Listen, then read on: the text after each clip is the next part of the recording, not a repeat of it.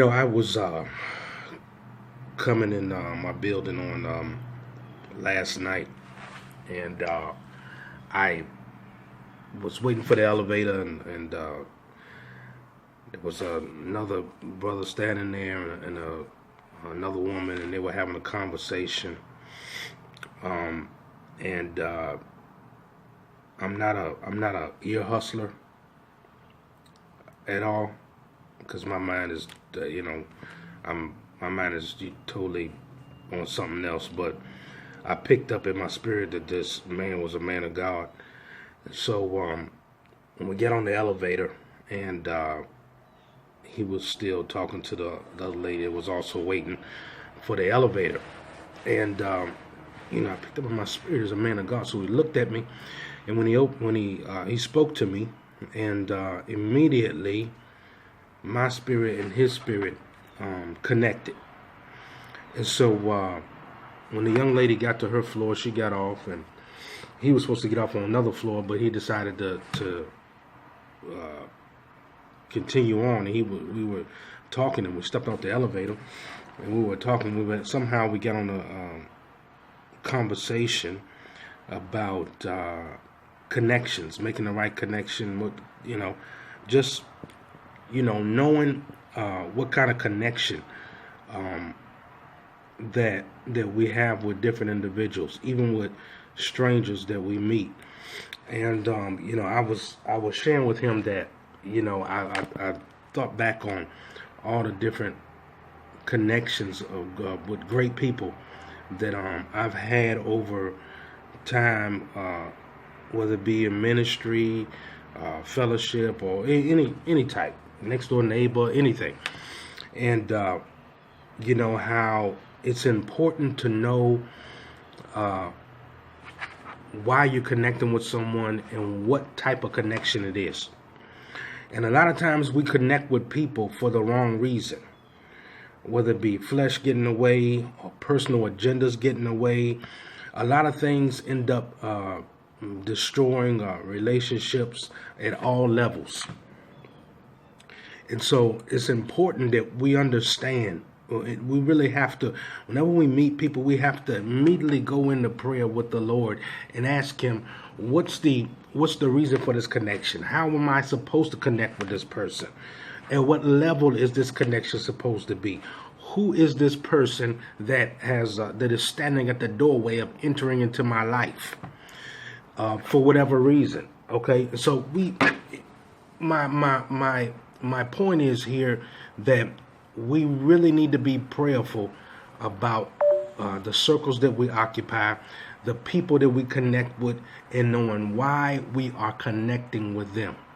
We really don't have time for vain connections or mislabeling connections.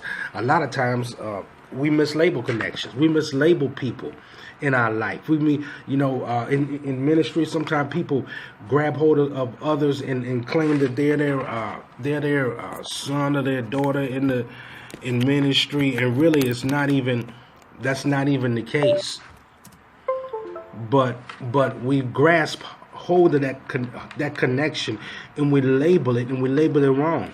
And then as we begin to steer it according to how we have labeled it, and then when that thing dissolves, or when you run into a brick wall, and then you're disappointed, then you're angry, then you're upset, then you're trying to figure out what happened. Sometimes you end up bad-mouthing people connecting for the wrong reason. No, one of the things that I've learned is that people don't spend time in prayer about people that they run into. You run into somebody and you just go on with your life. You say, oh, I met a nice person over here for this and that, whatever, business or whatever it may be, personal, ministry, whatever. But we never spend time in prayer saying, God, why was this person brought into my life? What was the reason behind this connection? How am I supposed to connect? Where is this connection supposed to go?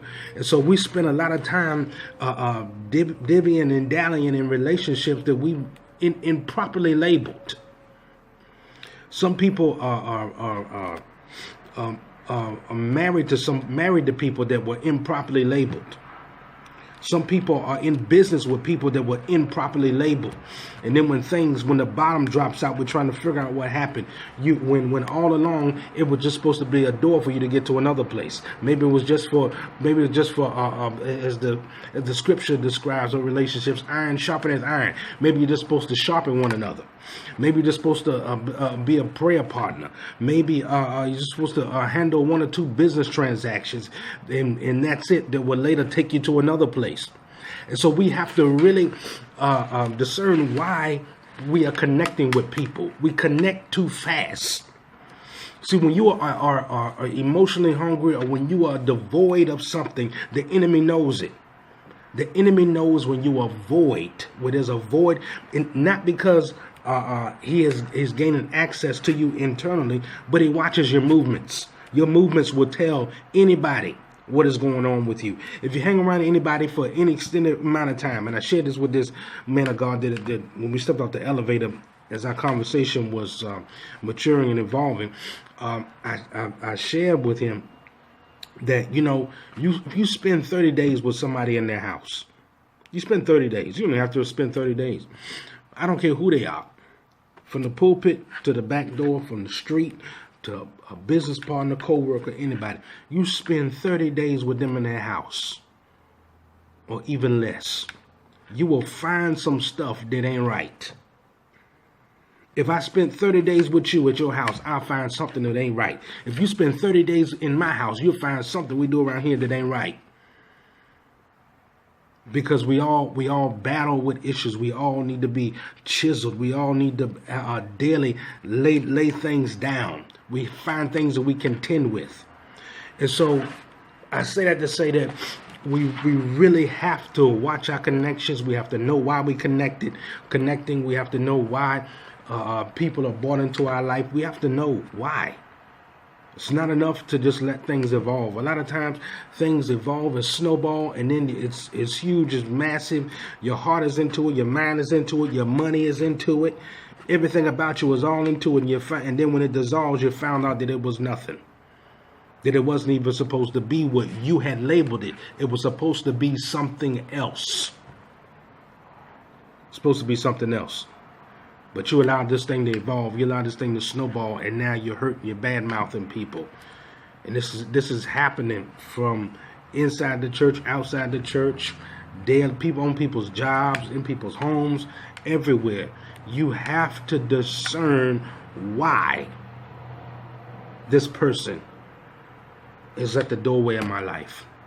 And some of you, they're past the doorway. They always stepped across the threshold. They already inside. But you really got to be honest and take a look and say, Lord, why? What was the reason behind this? Did I tag this and label it wrong? Because once you tag something, see, the reason for labels, titles, labels, tagging somebody is really points to the function that person has. Okay, you have to understand that. If somebody's tagged a wife, it describes her function to that man. If that person is tagged a husband, it describes his function to his wife or to his family. If that person is your supervisor, it describes their function in your life on that job. If that person is your pastor, it describes their function in your life. Tags and titles describe functions. So when you improperly tag a relationship, you end up moving in a function that puts no fruit into your life. Absolutely zero. This minute got stretched out a little farther than a minute, but I believe somebody need to hear this on today. Listen, God bless you. I love you with the love of the Lord. Be strengthened on today.